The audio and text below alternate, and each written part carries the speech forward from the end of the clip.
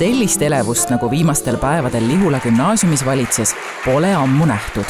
237 õpilasega kooli oodati külla Superstaari saate võitjat Uudo Seppa.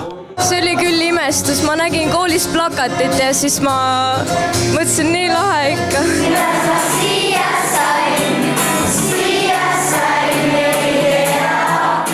Superstaari auks oli koolisaal viimse kohani täis ning küsimusi esitati nii laulude vaheajal kui ka pärast kontserti.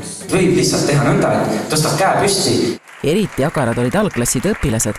Miks ja millal sa hakkasid kitarri mängima? Kuidas sa julgesid laulda? Kui kaua sa oled laulnud? Miks sina Uudot fännad? Sest et ta tundus mulle juba alguses väga sümpaatne inimene ja ta on hästi tore ja südamlik.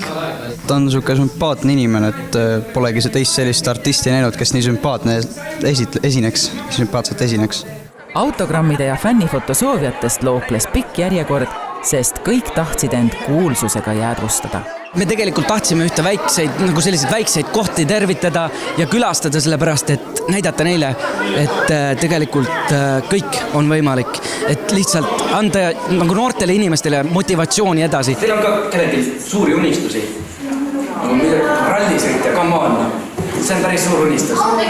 On kellelgi? Kes tahab muusikuks saada?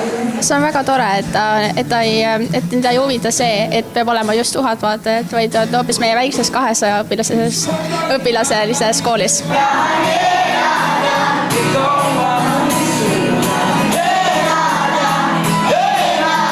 Ma arvan, et kõik peaksid teda armastama, ta on nii tore.